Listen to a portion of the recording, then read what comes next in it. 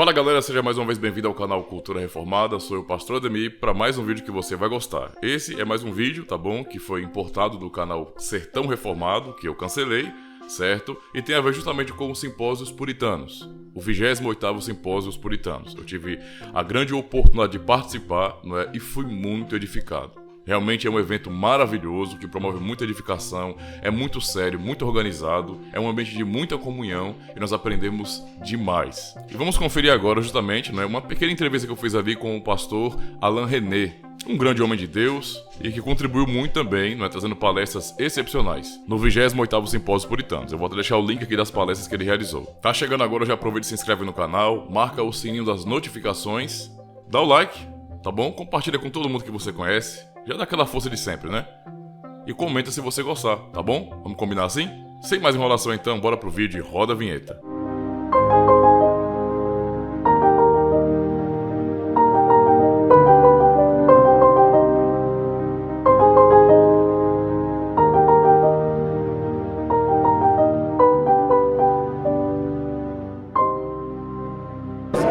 Fala galera do YouTube, seja bem-vindo ao canal Sertão Reformado. Estou aqui com o pastor Alain René, certo? Para entrevistá-lo, fazer uma pergunta referente às palestras. Pastor, primeiro dizer que as palestras foram realmente muito impactantes, muito bem elaboradas. Ele nos trouxe realmente conhecimento sobre essa aplicação da lei do Senhor, a lei moral nesse sentido, né? Obedecendo nesse sentido a lógica do tema do simpósio. E há um aspecto bem interessante acerca do antinomianismo que o senhor apresentou ontem, uma exposição histórica sobre a origem disso, como os puritanos defenderam isso, e citou como também isso tem se difundido na internet. Então, assim, a pergunta, pastor, é justamente baseada nisso, porque isso realmente está acontecendo. Na internet eu já pude assistir, eu até pensei em tal podcast que o senhor acabou citando, e lembrei, porque eu assisti. Sim. Não é? E por youtubers, né, que são bem conhecidos, bem amados pelos jovens. Sim. E que reformados, né, jovens reformados também consomem muito seu material. Sim. Em muitos aspectos, assim, uma bênção em muitos aspectos, mas nesses assuntos específicos aí realmente está trazendo uma versão estranha da igreja que causa algum tipo de problema. Então, assim, no entendimento que o senhor demonstrou sobre o assunto em si, como que o senhor aconselharia a gente a trabalhar com relação a isso? Porque isso está chegando em nossas comunidades e isso vai causar, com certeza, uma confusão, porque vão perguntar, vão achar estranho, muitas vezes, e questionar até a aliança que nós pregamos, né? Exatamente. O grande problema é que aqui no Brasil, o termo reformado tem sido usado, aplicado de uma forma muito frouxa. E por que eu menciono isso? Porque uma coisa que eu tenho aprendido é que os termos, nós dizemos, por exemplo, na filosofia que os termos eles têm pedigree. A ideia é que os termos eles possuem um uso específico. Por exemplo, na filosofia, se você fala sobre afeições ou afecções, então isso imediatamente remete você ao empirismo de John Locke. Se você usa termos como mais-valia, né, expressões como teoria do valor-trabalho, então são termos que imediatamente levam você a lembrar do que Karl Marx escreveu, porque essas palavras elas têm pedigree, têm um uso específico definido por ele. A mesma coisa a gente pode ver na teologia, na história do protestantismo, com o termo reformado. Esse termo ele não surgiu, ele não foi aplicado de maneira arbitrária, ele foi aplicado para designar um grupo específico, para designar um grupo distinto daquele da reforma luterana. E imediatamente identificou-se que esses reformados eles não eram apenas monergistas em sua soteriologia. Por que eu menciono isso? Porque aqui no Brasil, no momento em que alguém se identifica como monergista ou calvinista, então essa pessoa ela já passa a ser conhecida como reformado. Então, no nosso país, reformado tem se tornado sinônimo de alguém que crê nos 5 pontos do calvinismo, né? Na soberania de Deus na salvação, quando na verdade esse termo, usado historicamente, ele possui um significado bem mais abrangente. E aí o que a gente vê é pessoas que amam a soteriologia calvinista, mas já não amam a ética calvinista, né? Que querem ser conhecidos como calvinistas por causa daquilo que creem sobre como Deus salva o homem, mas não querem cultuar como historicamente os calvinistas cultuaram. Tá? Então, quer ser reformado, mas na hora em que precisa se fazer o que os reformados fizeram ao longo da história, então assim, isso já é colocado de lado. E o entendimento a respeito da lei, né, os usos da lei, historicamente, eles também vão ser identificados ou vão estar associados aos reformados.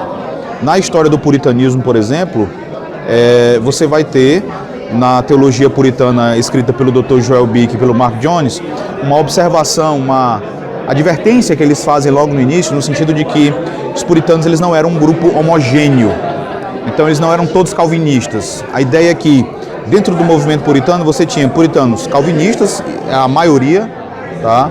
Mas você também tinha alguns puritanos arminianos, então não confundir com Thomas Goodwin, mas havia um puritano chamado John Goodwin, que era um arminiano e que também, inclusive, envolveu-se numa controvérsia com John Owen, mas era um arminiano e era um puritano.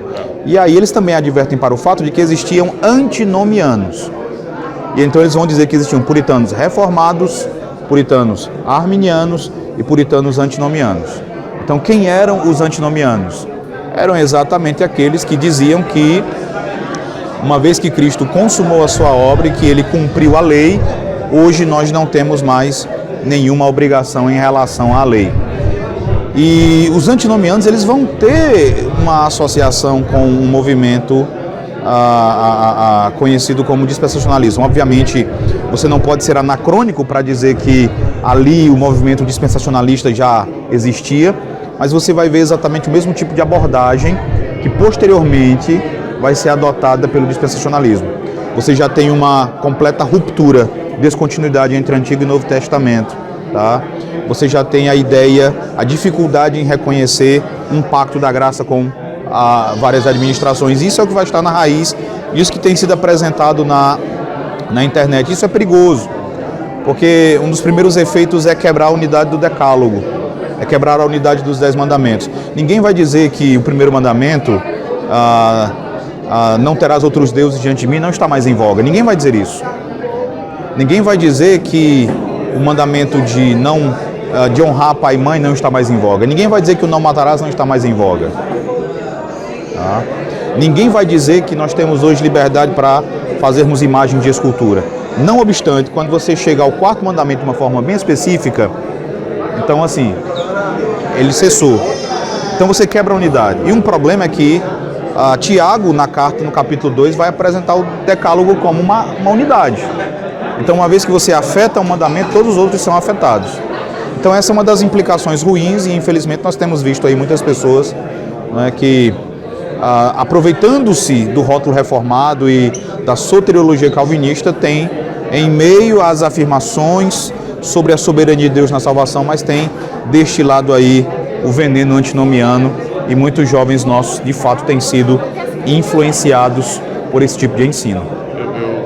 Citando como exemplo, quando eu percebi uma vez um debate na internet sobre o assunto em si, o pastor que defendia essa posição, que nega o uso moral da lei hoje para os cristãos, ele apresentava isso como sendo assim: nós não temos compromisso com a lei de Moisés, mas o nosso compromisso é com a lei de Cristo.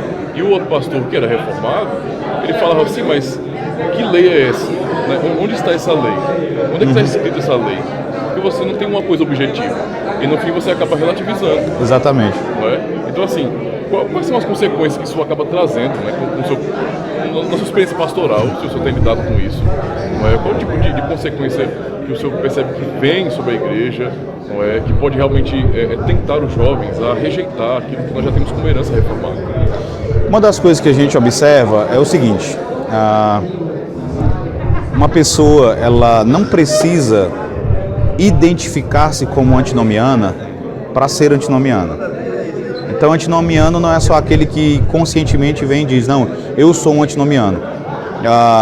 Historicamente, os puritanos eles faziam a distinção entre o antinomianismo teológico e o antinomianismo prático.